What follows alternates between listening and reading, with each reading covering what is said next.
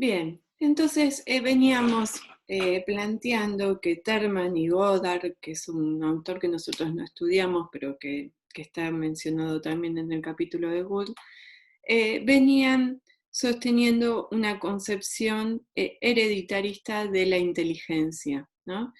Y, por ejemplo, Terman llegó a escribir cuestiones como estas. Puede predecirse con seguridad que en el futuro próximo los test de inteligencia pondrán a decenas de miles de esos deficientes profundos bajo la vigilancia y la protección de la sociedad. Acuérdense que deficientes profundos eran los que están abajo de todos, que eran los más borrosos, los que podían pasar por normales. ¿Cuál era el supuesto que estaba detrás? Es que estos deficientes profundos, débiles mentales, que pueden hacerse pasar por normales, son los que luego cometían crímenes, mendicidad, ineficacia industrial, prostitución. Entonces, fíjense, dicen, no es necesario insistir en que los casos profundos, del tipo que con tanta frecuencia se pasa actualmente por alto, son justo aquellos cuya custodia es más importante que asuma el Estado, ¿no?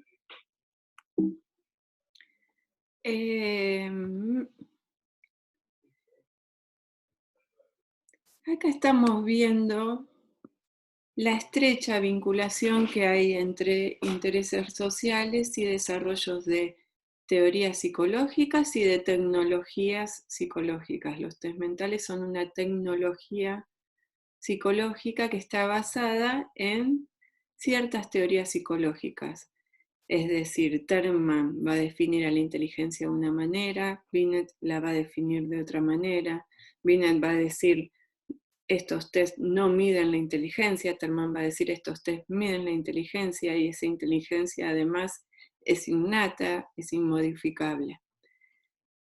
Fíjense cómo para Terman los test de inteligencia eran una tecnología tan importante que permitirían la justicia social, permitirían ordenar racionalmente una sociedad de acuerdo a lo que cada individuo tenía su capacidad de hacer, ¿no? Y él decía, si pudieran pasarse los test a todas las personas y luego asignarles los papeles adecuados a sus diferentes grados de inteligencia, entonces podría construirse por primera vez en la historia una sociedad justa y sobre todo eficiente. Bien. Terman le confiaba a sus especialistas, ¿no? Lo que le indicaba era que los especialistas identificaran cuál era el cociente de inteligencia que se requería para cada una de las profesiones, ¿no? Entonces, por ejemplo, un coeficiente intelectual mayor a 115 iba a ser relacionado con profesiones prestigiosas y bien remuneradas, 75-85 para tareas semicalificadas, inferior a 75 tareas no calificadas.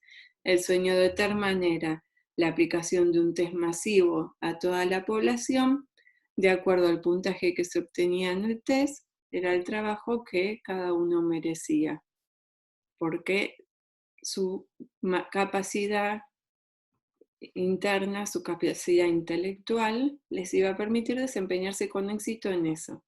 Y él decía, esto es la sociedad más eficiente de la historia, porque no le estamos dando a una persona con un coeficiente intelectual relativamente bajo un puesto más alto del que realmente puede llevar a cabo.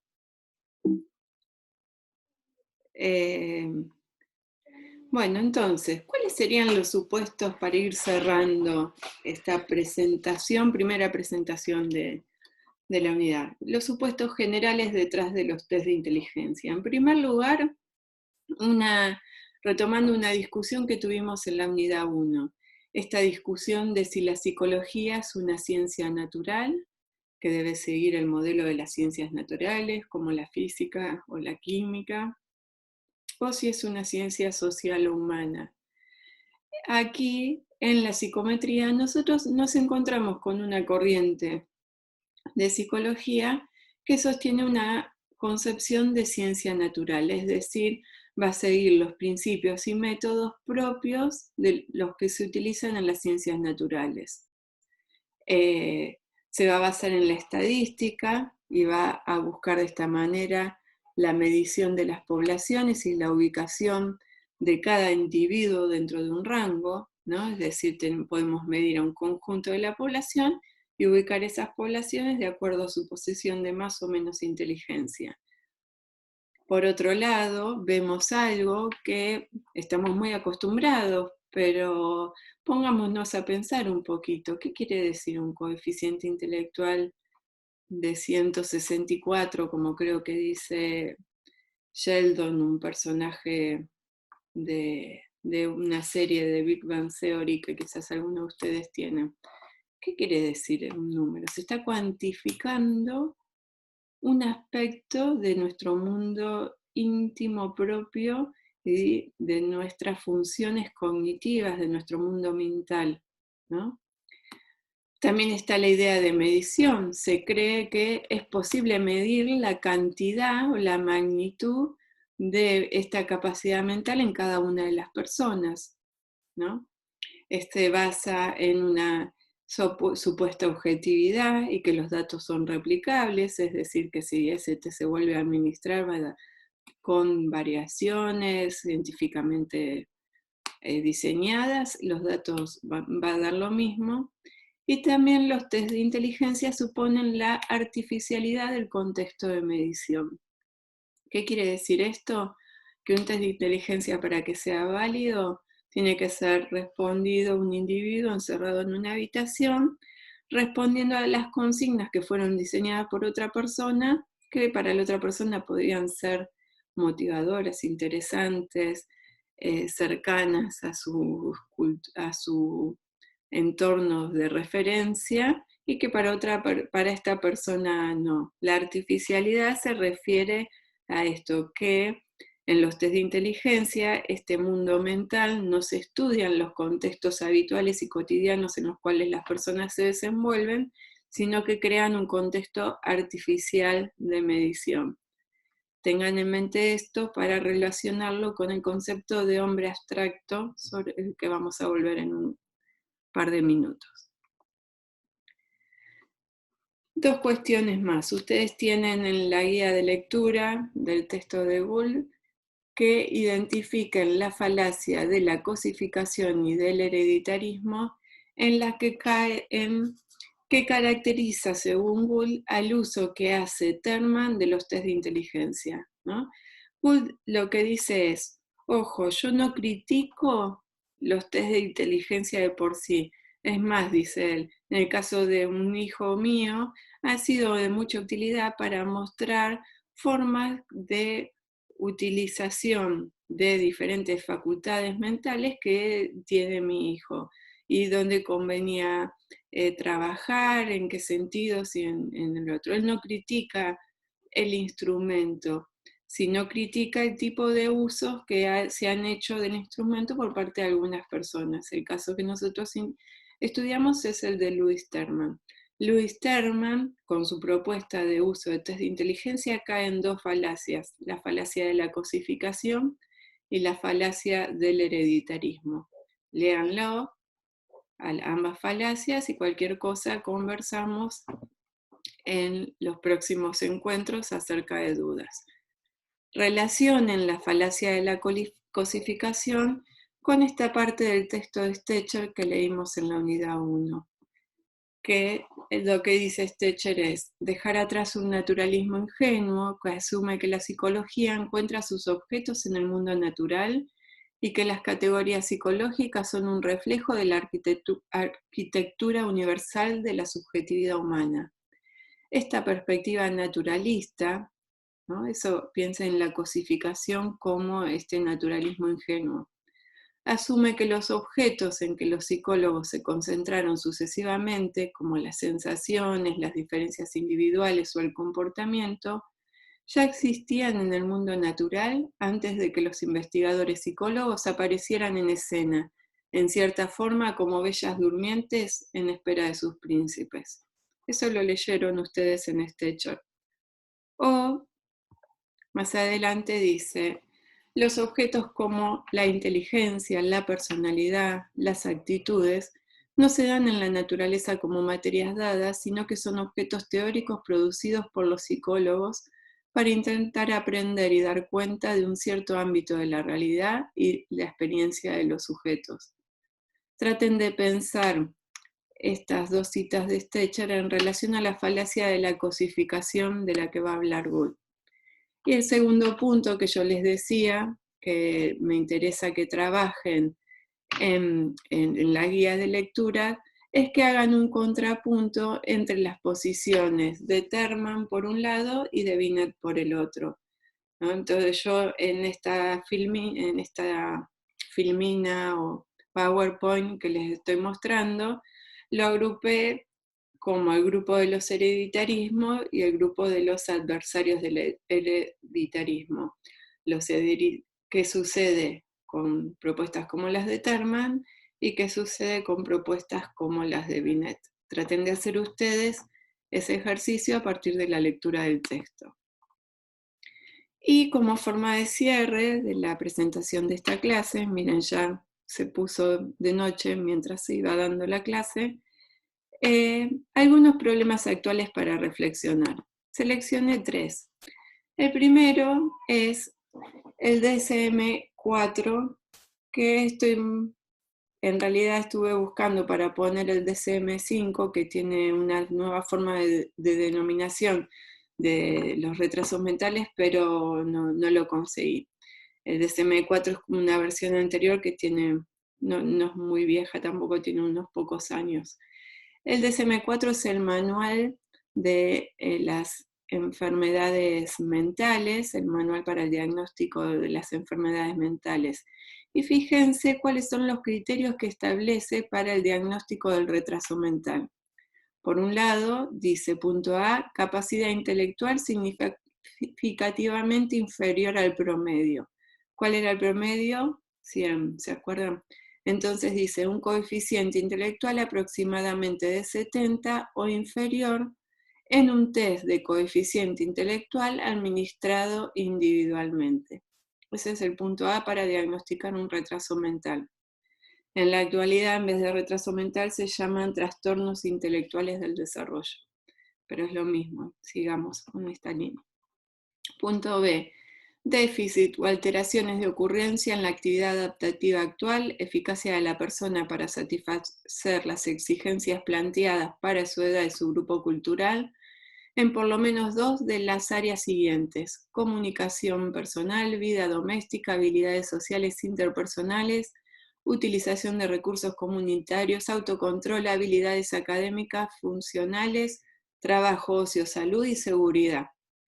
Yo siempre hago el chiste de que levante la mano quien de todos los que estamos en el aula no tiene problemas en al menos 2 de estas áreas, ¿no? Entonces es un punto que se anula por sí mismo, porque es muy difícil de determinar. Y el punto C, el inicio tiene que ser anterior a los 18 años. Y luego aparece una clasificación de leve, moderado, grave y profundo que se organiza en función del puntaje que se obtiene en el test de inteligencia. ¿Qué quiere decir esto?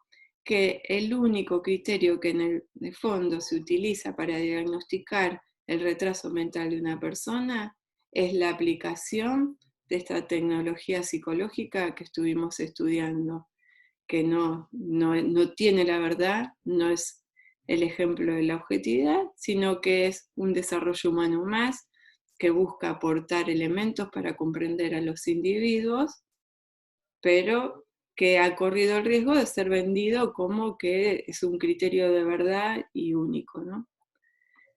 Bien, segunda escena para reflexionar. Es del 2007, pero me encanta. Esto es un diario de Inglaterra, de Inglaterra, donde tenemos a James Watson, que fue ganador del premio Nobel por ser la primera persona que en Oxford o en Cambridge descifró la primera secuencia de ADN completa. Él obtuvo un premio Nobel por eso. En una entrevista, él dijo que los africanos son menos inteligentes que los occidentales. Entonces, Su conclusión era que todas nuestras políticas sociales están basadas en el hecho de que la inteligencia de los africanos es la misma que la nuestra, mientras que los test, se está refiriendo a los test de inteligencia, nos muestran lo contrario. Quédense pensando sobre esta afirmación y por qué genera tanta furia, ¿no? Es decir, ¿qué criterio de verdad se le está dando a estos test de inteligencia, ¿no? Y hay en el fondo un diálogo con la falacia del hereditarismo, porque lo que está pensando James Watson es que la inteligencia no se puede modificar. Y el tercer punto para hacer este cierre de la introducción a los temas es unas partes que saqué de la página web de la organización Mensa Filial Argentina. En el aula virtual yo les dejé el link al sitio web. Mensa es una organización internacional sin fines de lucro, fundada en 1946 en Oxford, Inglaterra, con la intención de identificar personas de todo el mundo con elevado cociente intelectual y ponerlas en contacto a través de publicaciones, encuentros y correspondencia. Varios de ustedes deben haber escuchado hablar de Mensa, quienes son seguidores de los Simpsons seguro, pero bueno, es una agrupación, es una organización mundial que para pertenecer a esa agrupación uno tiene que integrar dentro de la curva de Gauss la partecita de acá, el 2% de la población que tiene coeficiente intelectual más alto, ¿no? En Mensa la base del ingreso es de 148 puntos. Fíjense lo que dice. Si bien la prueba, y utilizan la prueba de Cattell, no la de Terman, que es otra inteligencia, pero no importa, es lo mismo para... Fíjense lo que dice. Si bien la prueba no es sencilla, la propuesta de evaluación provoca una total abstracción de todo factor cultural y laboral, estableciendo solo aspectos puramente intelectuales frente a la resolución de situaciones. Les pido que lean y relean esto que dice la página de Mensa y que vayan al texto de Blecher de la unidad 2, donde Blecher nos habla del hombre abstracto y dice uno de los grandes problemas que han tenido muchas corrientes psicológicas es suponer un ser humano abstracto. Esto que están leyendo acá es la ilustración clarísima de lo que es suponer un ser humano abstracto.